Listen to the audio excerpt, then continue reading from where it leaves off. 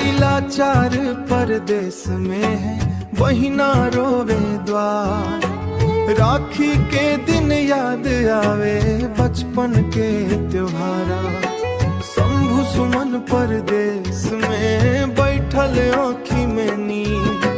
बहिना तोहर राखी बिना लागे दिल अधीरा।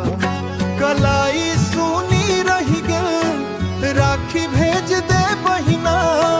तोहर प्यार के डोरिया जोड़ी दे हमरा से बहिना। घर अइते ना बन पायल मजबूरी के जहाँ। भाई बहिना के प्रेम रहत जन्म जन्म बेहाला। शंभु भाई कहे बहिना दिल से दूर नहीं छी। परदेश में रही तो हर याद में हरदम छी।